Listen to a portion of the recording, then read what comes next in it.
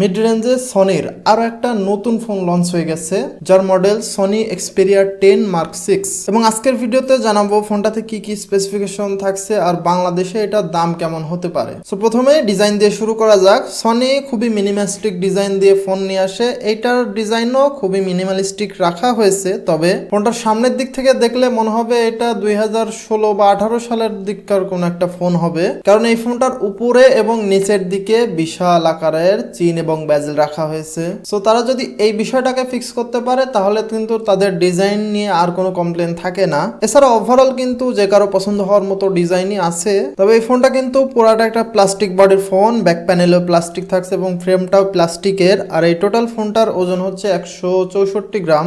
আর সামনের দিকে ইউজ করা হয়েছে কর্নিং গরিলা গ্লাস ভিকটাসের প্রোটেকশন। তবে ফোনটা যে প্রাইস পয়েন্টে লঞ্চ করা হয়েছে এইখানে কিন্তু পেছনে গ্লাস ব্যাক প্যানেল ইউজ করা যায়। এছাড়া ফোনটাতে IP65 এর ডাস্ট এবং IP68 এর ওয়াটার রেজিস্ট্যান্সও থাকছে। সো এই জায়গাতে সনি কিন্তু খুবই ভালো কাজ করেছে। আর ফোনটাতে ডিসপ্লে হিসেবে ইউজ করা হয়েছে 6.1 ইঞ্চির ফুল এইচডি প্লাস রেজুলেশনের একটা ওলেড ডিসপ্লে। তবে এটা কিন্তু একটা 60 হার্জের ডিসপ্লে। এই দিক থেকে কিন্তু সনি অনেকটাই পিছায় থাকে। তারা ভালো কোয়ালিটির ডিসপ্লে দিলেও হায়ার রিফ্রেশ রেট কিন্তু তারা দিতে চায় না অ্যাপলের মতো। তবে এটা কিন্তু একটা এইচডিআর ডিসপ্লে। তারপরে এখানে কিন্তু হায়ার রিফ্রেশ রেটটা তাদের দেওয়া উচিত ছিল। আর এই ফোনটার পেছন দিকে দুইটা ক্যামেরা সেন্সর ইউজ করা হয়েছে, যার মেইন ক্যামেরা 48 মেগাপিক্সেলের ওয়াইজ যুক্ত আর সেই সাথে 8 মেগাপিক্সেলের আরো একটা ultra wide angle lens use করা হয়েছে। আর সামনের দিকে 8 মেগাপিক্সেলের সেলফি ক্যামেরা থাকছে। সো ক্যামেরা সেটআপ ওভারঅল ঠিকঠাকই আছে।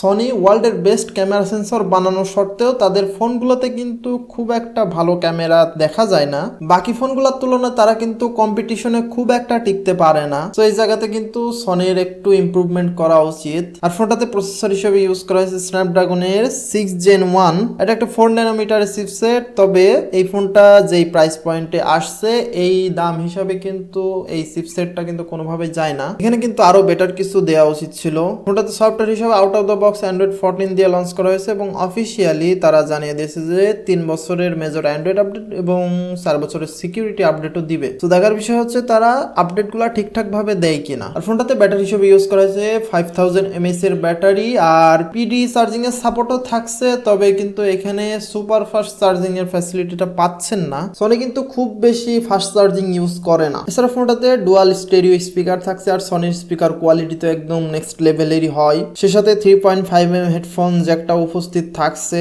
সাইড মাউন্টেড ফিঙ্গারপ্রিন্ট সেন্সরও থাকছে এবং এনএফসির সাপোর্টও থাকছে। সো বাকি বিষয়গুলো তো ঠিকঠাকই আছে। আর এই ফোনটা টোটাল 3টা কালারে লঞ্চ করা হয়েছে, ব্লু, ব্ল্যাক এবং হোয়াইট। আর এই 3টা কালারের মধ্যে সব থেকে ভালো লাগছে ব্লু কালারটা। সো এখন যদি দামের কথা বলি, ইন্টারন্যাশনালি এই ফোনটা 349 ইউরোতে লঞ্চ করা হয়েছে, যেটা সরাসরি বাংলা টাকায় কনভার্ট করলে 44,000 টাকার কিছু বেশি আসে। তবে বাংলাদেশে যখন এই ফোনটা আসবে তখন 1,50,000 টাকার উপরেই সেল হবে। আর বাংলাদেশে তো সনির ফোন খুব একটা আসে না, আনঅফিসিয়ালি কিছু ফোন বাংলাদেশে আসে। আর সনির ফোনগুলো কিন্তু এখন খুবই লিমিটেড মানুষ ইউজ করে। যারা অ্যাকচুয়ালি সনির আসল ফ্যান বেজ আছে তারাই শুধুমাত্র সনির এই ফোনগুলো ইউজ করে। এছাড়া সাধারণ মানুষের কাছে খুব একটা এটা দেখা যায় না। তবে দাম অনুযায়ী যদি ফোনটার স্পেসিফিকেশন কম্পেয়ার করা যায় তাহলে এটা কোনোভাবে ভ্যালু ফর মানি ফোন হয় না। তারপরেও যারা সনির একদম স্পেশাল লাভার আছেন তারা এই ফোনটা কিনতে পারেন চাইলে। সো এই তো ছিল আজকের ভিডিও। দেখা হবে আবারও নেক্সট কোনো ভিডিওতে। সবাই ভালো থাকবেন।